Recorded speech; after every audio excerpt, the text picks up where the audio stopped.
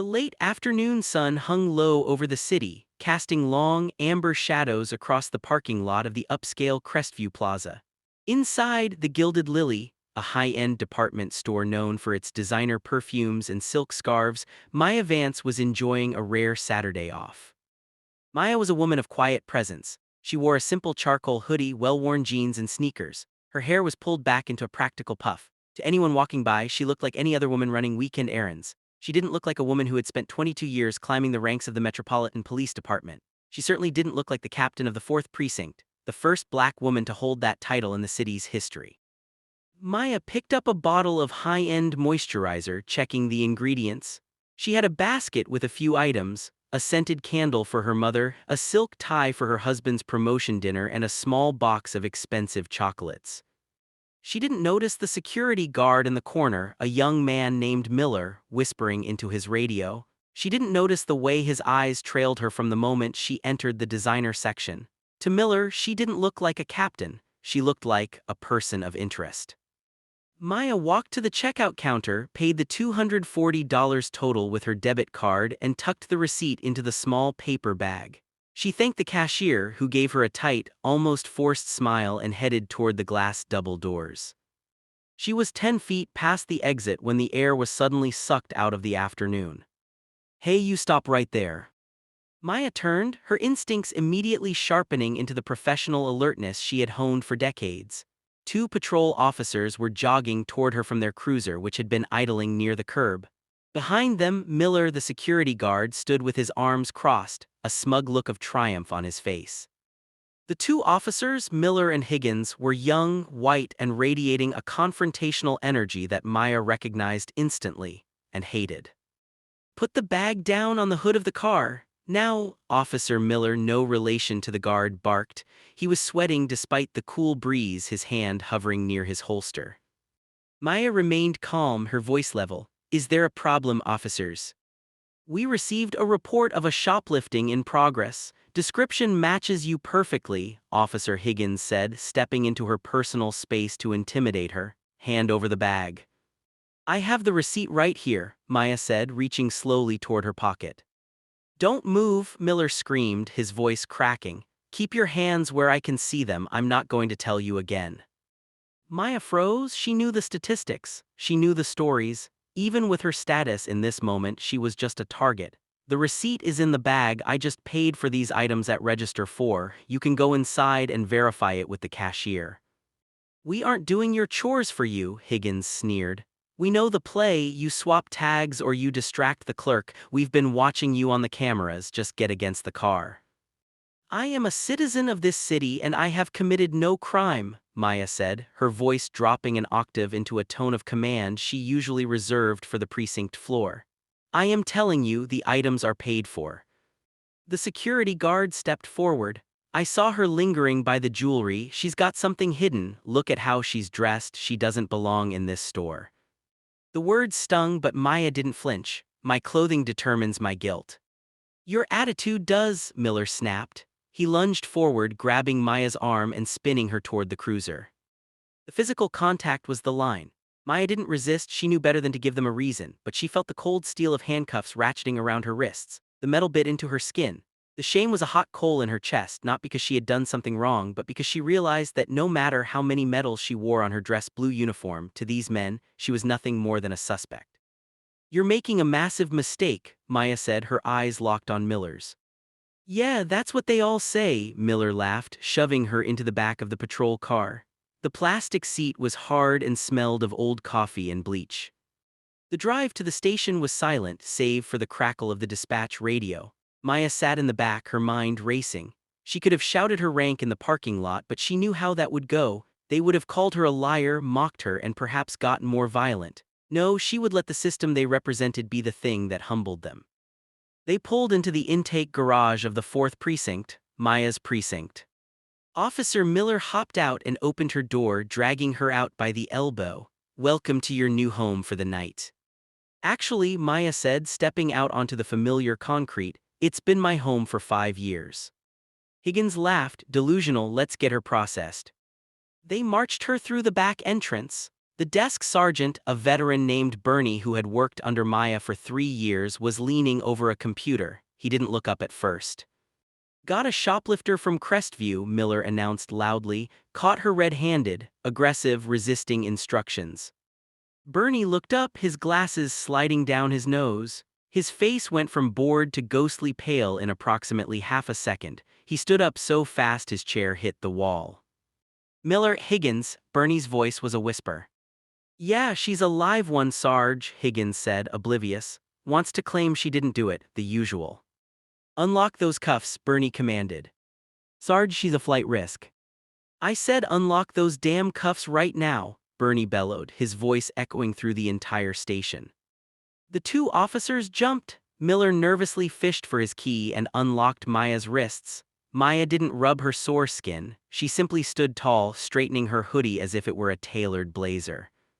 "Captain Vance," Bernie said, his voice trembling with a mix of fear and fury. "I am so sorry, I didn't see you come in." The silence that followed was heavy. It was the kind of silence that precedes a thunderstorm. Miller and Higgins froze, their mouths literally hanging open. Miller looked from Bernie to Maya, his face turning a sickly shade of gray. "See, Captain," Miller stammered. "Captain who?" "Captain Maya Vance," Maya said, finally looking at them with a cold, piercing clarity. "Your commanding officer." She turned to Bernie. "Sergeant, please escort these two into my office and call the duty commander and internal affairs. I want a full record of the bodycam footage pulled within the next 10 minutes. 10 minutes later, the atmosphere in the captain's office was suffocating. Miller and Higgins stood against the wall, looking like children caught breaking a window. Though the stakes here were infinitely higher. Maya sat behind her desk. She didn't look like a shoplifter anymore. Even in her hoodie, the authority she radiated was undeniable. On her desk sat her brass nameplate and a photo of her receiving a commendation from the mayor. "I told you I had a receipt," Maya said quietly. It was her quiet voice, the one the entire precinct knew meant someone was in serious trouble. "I told you the items were paid for. I told you I was a citizen." "Captain, the report from security, we were just following protocol," Higgins tried to say, though his voice was thin. "Protocol?" Maya leaned forward. "Protocol dictates that you investigate a claim. You didn't check the bag, you didn't check the receipt, you didn't speak to the cashier. You jumped straight to handcuffs and the back of a car because you saw a black woman in a hoodie and decided the story was already written." "That's not true, ma'am," Miller pleaded. "It was the description." "The description was black woman," Maya cut him off. "There were 4 other black women in that store, Miller. I saw them, but I was the one who looked suspicious to your friend in security, and you didn't think twice about validating his bias with your badge." She stood up and walked around the desk. She was shorter than both men, but in that moment she towered over them. "I have spent 20 years trying to build trust between this department and this community," she said, her voice trembling with repressed emotion. "I tell people that if they are innocent, they have nothing to fear from the police, and today you proved me a liar. If I weren't the captain of this precinct, I'd be sitting in a holding cell right now, waiting for a lawyer I might not be able to afford while my reputation was dragged through the mud." She looked at their name tags. "You didn't see a human being, you saw a stereotype, and because of that, you violated the rights of the very person who signs your commendations." A knock at the door signaled the arrival of the internal affairs officer and the union rep. The room grew even smaller. "Captain," the IA officer said, looking at the 2 patrolmen with disdain. "We've reviewed the footage. The security guard's radio call was baseless and the subsequent arrest lacked probable cause. The physical force used during the cuffing was also deemed unnecessary given the lack of resistance." Maya nodded. She looked at Miller and Higgins. "You are being placed on administrative leave effective immediately pending a full disciplinary hearing. Hand over your badges and your service weapons, now." The clatter of the metal badges hitting the wooden desk sounded like a funeral knell. Miller looked like he was on the verge of tears, but Maya felt no pity. She thought of the countless young men and women who didn't have a badge to protect them when they were shoved against the hood of a car. An hour later, the station was buzzing with the scandal, but Maya's office was quiet again. She sat alone, looking at the paper bag from the Gilded Lily. She pulled out the silk tie she had bought for her husband. There was a knock on the door. It was Bernie. He was holding 2 cups of coffee. He set one on her desk. "You okay, boss?" he asked softly. Maya sighed, rubbing her wrists where the faint red marks of the handcuffs were starting to fade. "I'm tired, Bernie. I'm just really tired." "They're idiots," Bernie said, "but there are idiots who'll handle it." "No," Maya said, looking up, "they aren't just idiots. They are a symptom of a disease we keep trying to pretend we've cured. Today wasn't a mistake, it was a mirror, and I don't like what I saw in it." She took a sip of the coffee. It was bitter and strong. "What are you going to do?" Bernie asked. "I'm going to make sure that the next woman they stop doesn't need to be a captain to be treated with dignity," Maya said. "I'm going to change the training, I'm going to file the reports, and I'm going to make sure those two never wear a uniform in this state again." Bernie nodded slowly. "The Gilded Lily called, the manager is downstairs, he's terrified, wants to apologize in person."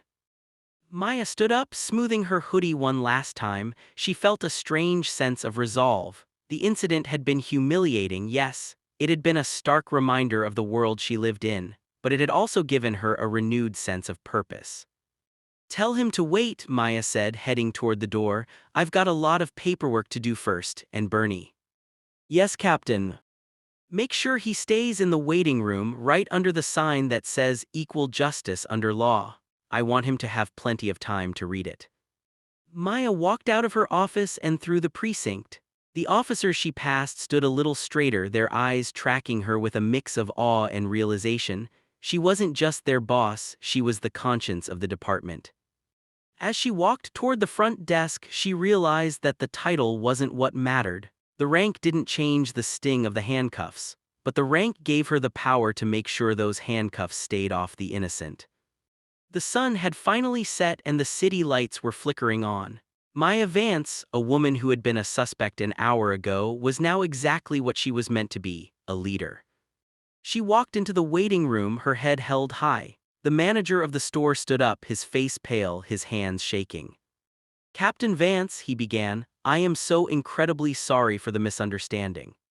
"It wasn't a misunderstanding," Maya interrupted, her voice cool and steady. "It was an education, and class is now in session." She sat down across from him, the weight of the day finally settling but her spirit unbroken. She had been arrested for shoplifting a life she had rightfully earned, but in the end, she was the one holding the keys to justice.